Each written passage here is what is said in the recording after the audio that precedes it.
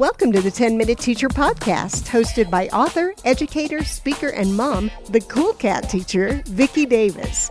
In this episode, number 661, Vicki Davis interviews Dr. Amy Cranston about 5 ways to create effective social and emotional learning environments online. And you may be surprised to hear what she suggests as a primary emphasis. Now let's join the conversation. Enjoy! In today's socially challenging times, teaching kids how to build social, emotional, and learning skills can be tough. If you're an educator looking for ways to integrate SEL into your lessons or a parent supporting learning at home, the All-State Foundation and we are committed to providing you with the resources you need to get started at we.org/SEL. Stay tuned at the end of the show to learn more about this sponsor.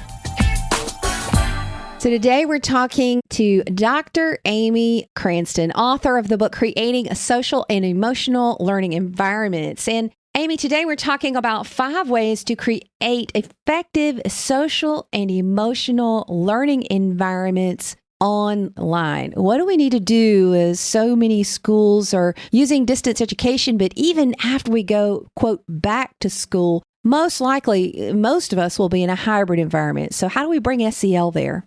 Wow, great question. Yeah, and who would have known, right, that we were going to find ourselves in this predicament? So I'd say number 1, think of an oxygen mask. When you're on an airplane and they're explaining how the oxygen mask works, what do they tell you, right? If you're traveling with a child, please place the oxygen mask on yourself first and then on your child. So I kind of think of it that way with regard to teachers and parents as well. Take care of yourself first, because you can't take care of your kids or anybody else until you do that, right? So first and foremost, start with yourself and make sure you're in a good place. And that's tough to do sometimes when we're all so busy. Even now, teachers are so busy amidst distance education that sometimes it's hard to slow down and think about that.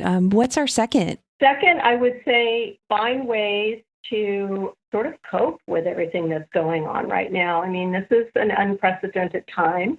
It's taking a big toll on all of us. I think maybe if we don't even realize it, or more than we realize it, it's stressful. It's a stressful time, and we need to find ways to reduce that stress. And that's going to be different for everybody, whether it's meditation or yoga or mindfulness or just going for a walk. Whatever it is that sort of helps you sort of get in touch with yourself and where your mind is and how you're feeling and dealing with stress, it's an important thing to address. And one thing I'll put out there for your listeners is there is an app called Headspace, and they offer it free to educators. So you might want to check that out. Love that. And yesterday I saw the movie, It's a Beautiful Day in the Neighborhood, about Mr. Rogers. And he was talking to this gruff reporter. And it's such a great movie to watch right now. And he was talking about dealing with your feelings. And he says, well, Mr. Rogers, what do you do? And one of the things he said is, you can bang on all the low keys on the piano sometimes, and it'll make you feel better. I mean, there's just so many different ways, and they're different for all of us. For me, it's taking a run, but for others, they view taking a run as punishment. So we need to do what works for us, but we do need to do that and help our kids too, right, Amy? Absolutely, absolutely, yes. And that is a wonderful movie. So if anyone hasn't watched it yet, definitely watch one. For sure. Okay, what's your third? Number 3, I would say, is to get the message across to everyone that social emotional learning, or what we call SEL, is not one more thing on the plate. It is the plate. So in other words, we need to address those social and emotional needs because they're foundational. And that goes for ourselves as adults as well as our kids.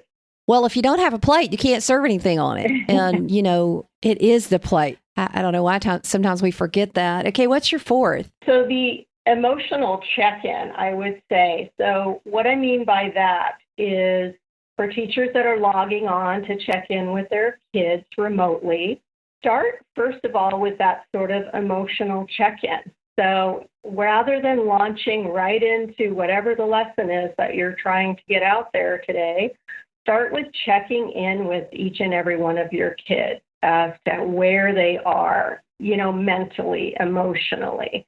How are they coping?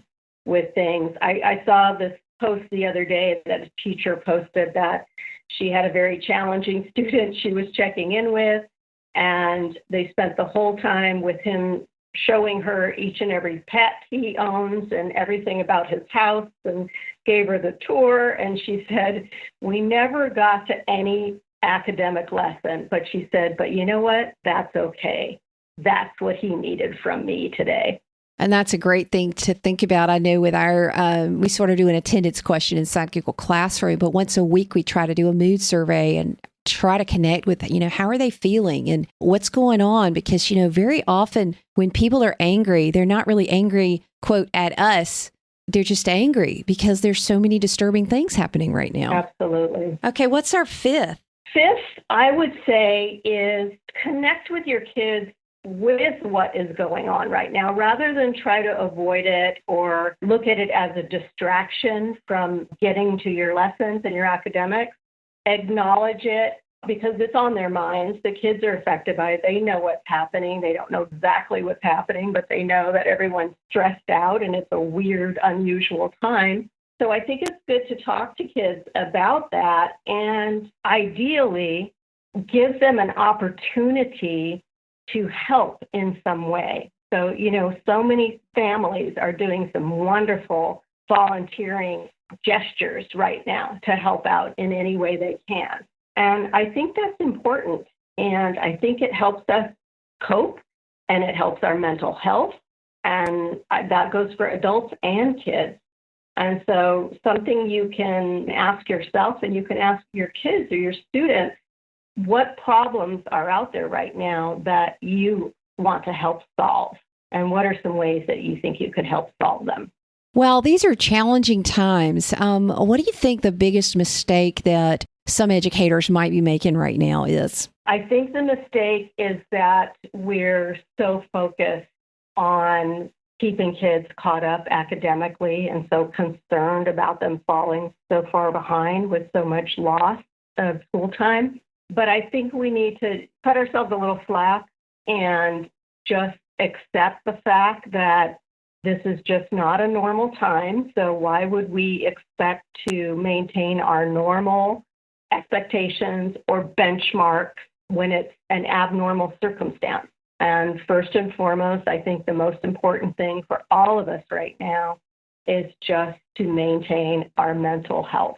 And I think everything else is secondary. Well, amazing woman, first African-American architect in the state of Georgia. Ivenu Love Stanley was one of my mentors. And she told me a story when I was a very young woman about juggling. And she said to me, Vicki, you're going to realize in life that you juggle and you're going to have lots of balls in the air. But at some point, your life is going to get to the point where you have to drop some things because things are going to be overwhelmed. And what you're going to discover is that some of the balls, most of them are rubber and they'll bounce. Your career, you might think it won't bounce, but it will. There are things that will bounce. He said, but there are a few things that if you drop them, you will realize your mistake, that those things were made of glass. And one of those things is your health. Very close relationships, they're made of glass. And there are times where you have to say, you know what? There's certain things I'm going to drop, but these precious children in their emotions and the SEL strategies that you talk about so much, they're made of glass, and we have to attend to those first, don't we? Absolutely. And that's a great analogy and visual way to look at it. Yeah, from a woman I respect very much. So I know we're going to be talking to you on another episode as well, but I think that these are 5 important things as we bring SEL into our online learning spaces. Thanks, Amy. You're welcome. Thanks for having me, Vicki. In today's challenging times, we know how critical it is to make sure kids are equipped with social and emotional learning skills to cope with the world around them.